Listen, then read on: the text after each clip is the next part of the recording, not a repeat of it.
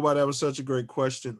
Because as successful and as driven as this brother is, he still has had mentors and, still reaches out for counsel, as we all should. That was the whole reason that, Yeah, the yeah, question is there. yeah, It's, yeah.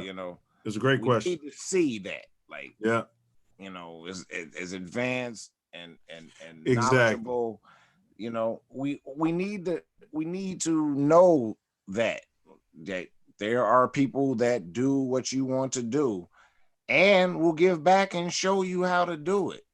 Yeah. Well, one And thing about not on the JB, bag part. But, one thing about I mean? JB's leadership, he I don't you don't want to get esoteric with private stuff, but no, JB, yeah, what he described is right. Um, he'll listen to everybody, and when I say listen, he actually listens. He doesn't just, he actually hears you. And he doesn't just do what it is you're saying, but he's able to absorb the information and then make a decision. And we've always respected your ability, to do that, JB, and we still do, because you listen. And to you, presidents, Trump, and all you people, I mean, you should just listen to what everybody's saying and not just 50% of America, because those are people who got you in office. You got to be able to listen to what the other 50% of America is saying and somehow weigh that out. And I'm digressing here, but if you're a leader and you got 50%, that's got to be tough. You got 50% and it's always like that in the US, but every other president, not every other president, but most presidents have been able to find a way to take counsel. They'll talk to scientists, they'll talk to the CDC, they'll talk to a minister. They were able to take counsel. And that's one gift you've always had, bro. Always, this guy has gone in front of the university, and won things on our behalf that I don't want to talk about. So so man, yo to you, Noob. Straight up, yo to you, man. And what hey, are you? Listen, Noob, there will always be, no matter what, there'll always be chaos and confusion. There'll always be chaos and confusion, but the only thing that you're left with other than that is leadership. And in order to, I think, really to be a good leader, you got to know there's always going to be chaos and confusion, but then you've got to step outside of that and then provide leadership. Without that, there's nothing. Well, with you being a captain, I heard a quote you remind me of. It says, yeah, anybody can be a captain in the calm seas, right? You could put a 5-year-old kid behind a wheel of a boat, whatever they call it, if the lake is smooth, right?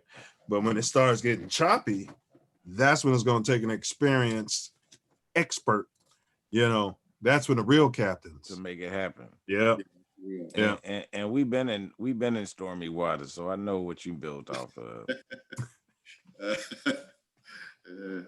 Yeah, they used to stink when they came by my house, but there's none of that going on. All right, so name your name when they were pledging. Well, there's no pledging.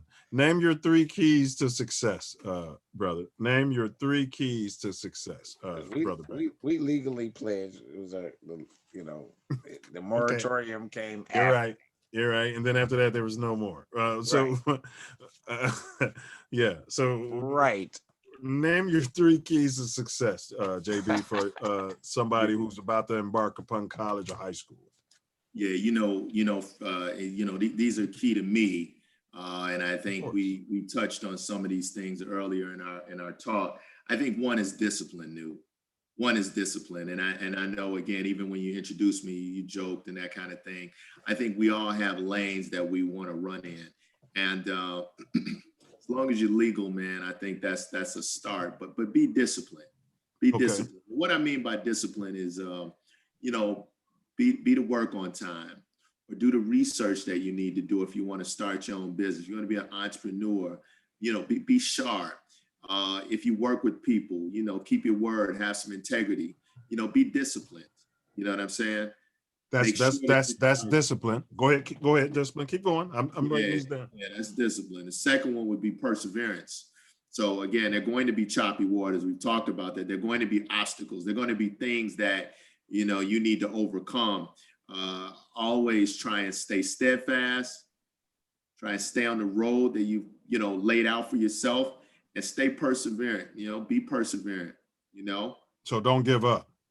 Don't give up, persevere always. That's kind of two. And then I think for me, the third one is really about the journey. And in order to really be successful on your journey, I think you really need to focus on self-improvement. I know Tori's big on that, and I know you're big on that. I know both. I was gonna say guys, self. man, Yeah, you sound like you should. Yeah, self-improvement is key.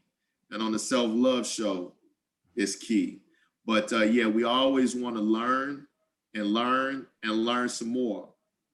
And again, some people say, hey, I researched something. No, you just read it. You just read it. But real research is something more than that. And I'm talking about all those things that go into just improving oneself. So you start in second grade and you're a great student. Fifth grade, you're a great student. But don't stop learning, because you want to be a great student in eighth grade, and you're going to learn all the way along the way. And don't ever get content with where you are. Just know that there's always more to learn. So yeah, those are the three for me: discipline, perseverance. And self-improvement.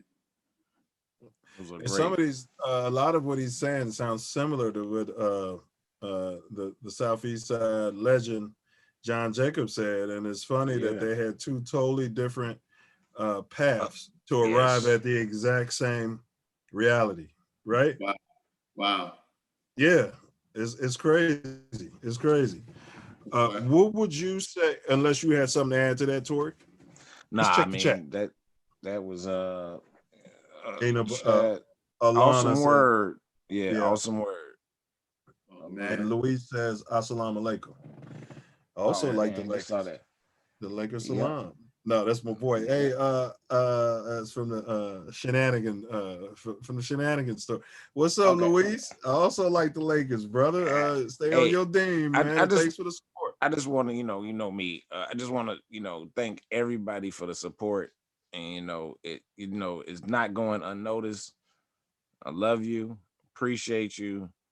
Help us spread this, because it's good, positive information and content. And everybody thumbs up. I got 7 people watching, and I just thumbed up, and there's only 5 thumbs up. So y'all got thumb up. Go ahead, Torry. Yeah, the likes will help us immensely. And you might have heard me say this before, but it don't cost you a dime. It's free 99. Free. Not we used to call it dime, baby. The 5-finger discount. This ain't even that. This is free 99. That's right. This ain't that network. That's right. All right. So come on. What would you say? I'm gonna change this up because we asked dude about the president. What would you say to Mayor? Is it Mayor Kermit the Frog? What's Chicago's mayor name, Torry? Lori Lightfoot. Lori Lightfoot. What would you say to Mayor Lori Lightfoot? AKA Mr. Burns. Come on, man. She made better suits. Again, I think that I think with Mayor Lightfoot, she probably has her hands full because there's a lot going on in the city right now, and I think a lot of what we see in every corner of the city has probably been bubbling for the last 25 or 30 years. Now, obviously, we can go back much deeper. Chicago has a deep history, but what I'm referring to is the elimination of the projects. Stay-Way, Robert Taylor, the Ickies, everything from the 20s, 30s, 40s, 50s, all the way through the 60s, with the knockdown of the projects and with the kind of, disassembly, if you will, of the city and the city structure. There are a lot of wild things that are going on, particularly on the south side and in the south suburbs. To me, people need opportunity, and it's just not as free flowing on the south side, in my opinion, as it should be. So, what I would say to her is, let's create a real task force where we call in real folks that want to do what I described earlier, so folks that really want to start businesses, folks that really want to get off and, create something meaningful for the community. Let's set that up. And hey, we know we're doing big projects downtown. We know we're doing big projects on the Gold Coast and on the North Side. We got that. We got that. Put some of that money on the side. Right. Go ahead. Let's put some of that on the South Side. Man. Not just the pocket of Bronzeville.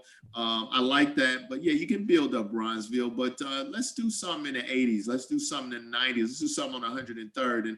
And I know we're building some sports facilities and that kind of thing. And I like that. But yeah, let's set up some things that are meaningful. Let's have programs. Yeah, real program, because people are out there with business plans. That much I can guarantee you. You guys know, like similar to what you had going on when you were exposed to a teacher that wanted to teach y'all about finance or business when you were young. Like, he teach about the checkbook. Teach that.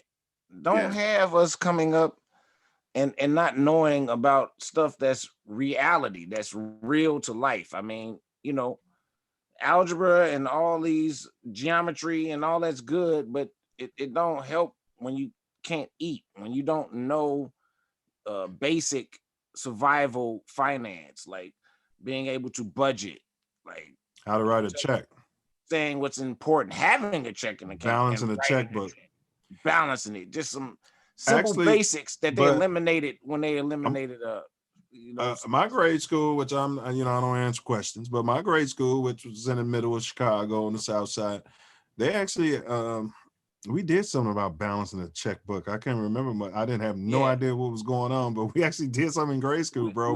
We did that too. School was in Hyde Park. It was we did too, but I'm speaking like now, like they've eliminated that.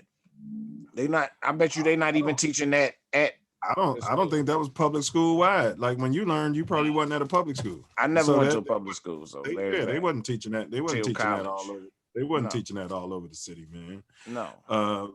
So what advice would you give your 9-year-old self, JB? Take a moment. You know where you was, what you was doing. You know what knowledge was doing, and your dad and your mom. And you walking up to that McDonald's on 10 tray by yourself, trying to get you some, what was we eating? It was all about the, what was it? The chicken nuggets, right? And some fries, right? Nuggets. And JB, you standing there and you saw yourself. What nugget would you drop on yourself, bro? Yeah, it's funny you say that, man, because I remember being 9 years old. I remember going to the McDonald's on 10 tray, 103rd. That's where Torry, and I know your brother probably hooped with him, but man, that's when I first kind of met Terry Cummings, man. He was like a giant. Giant, man. He was standing at McDonald's and I was a shorty. But I was probably 9 years old in the McDonald's on 103rd. But if I could, Milz, I would just I've done a lot of things on the side, but I haven't done anything really big. I mean, if I had to do over, I probably would own blocks and blocks and blocks. And Torry probably knew that I probably should be owning blocks. Wait. So you're saying you would tell your 9-year-old self when you grow up, buy buildings? Yeah, you know what? Own more aside from the grind. Now, again, it's a double-edged sword because Torry knows to get it in corporate, you got to be all in. You ain't had a lot of time to do a lot of real research. 60 hours a week minimum, 70. Yeah, it is, man. You know, think about it. It's probably a lot like the league. You know, you got to go so hard to stay in the league that cats taking your money left and right because you can't keep your eye on the money. You grinding, you hooping. It got that double-edged sword. You can't even learn how to invest the money, nope. You know what I mean? Because you're too busy learning hooping techniques. Exactly. So what I would tell my 9-year-old self is that it's of the utmost importance that whatever journey you decide to do, particularly as it pertains to me, because I knew I probably would go school, college, and the path I'm on, I kind of sensed I probably would do that. But aside from that, you know, I will own blocks and blocks. It's never too late to own blocks and blocks, but I should have been thinking about it more. But it's like I said, it's a double-edged sword because you got to grind so hard to survive in one world that it's not always so easy. But I would have